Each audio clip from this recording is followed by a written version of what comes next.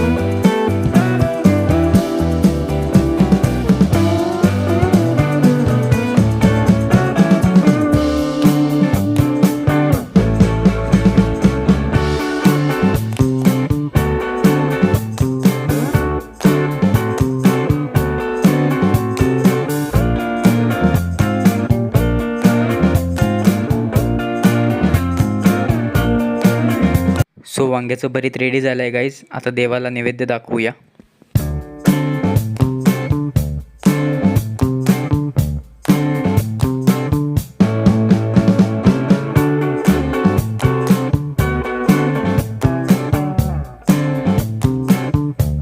आता मी झालो आहे रेडी आणि आता चाललो आहे स्वामींच्या मठात. तर चला गाईज.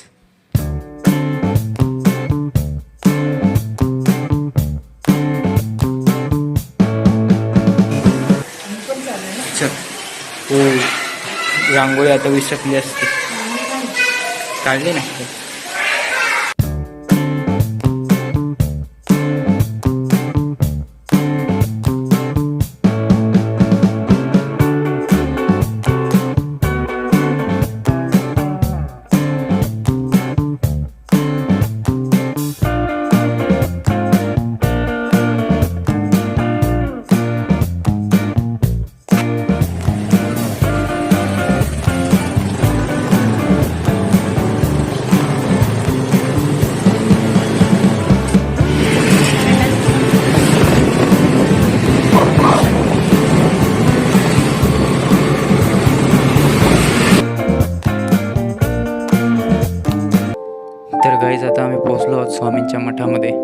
तर चला जाऊया मंदिरामध्ये.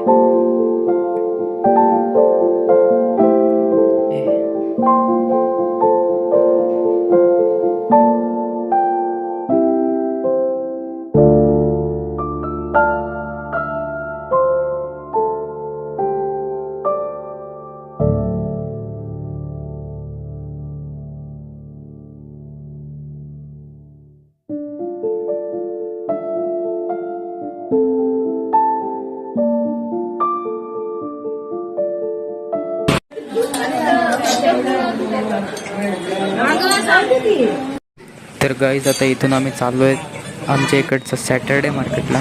मम्मीने मला आत्ता सांगितलं जायचं करून.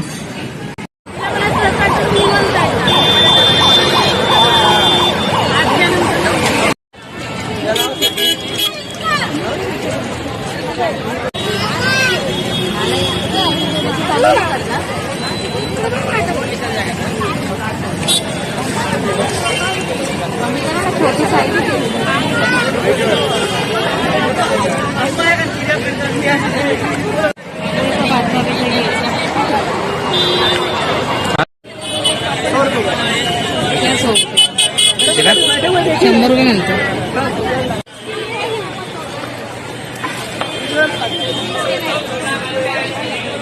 गाडी किती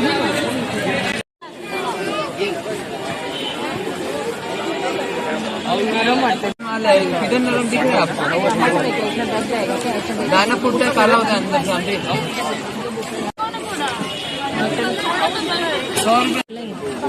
अगरबत्ती का धूप. अगरबत्ती याचं. सो गाईज आता मार्केटमधून आमचं झालं आहे शॉपिंग घेऊन. हे बघा एवढी शॉपिंग केली आहे, पुरेशी आहे. तर आता आम्ही थांबलो आहोत किराणा शॉपवरती. थोडीशी अजून काहीतरी वस्तू राहिली होती घ्यायला. तर गाईज मी खूप कंटाळलो होतो, मार्केटला शूट करायला जमत नाही, खूप गर्दी होती. आणि जेव्हा पण आपण कॅमेरा ऑन करतो तर सगळे आपल्याकडेच बघतात की अरे हा कोणाची शूटिंग करतो आहे. सो थोडंसं अनकम्फर्टेबल होऊन जातं, पण काय हरकत नाही.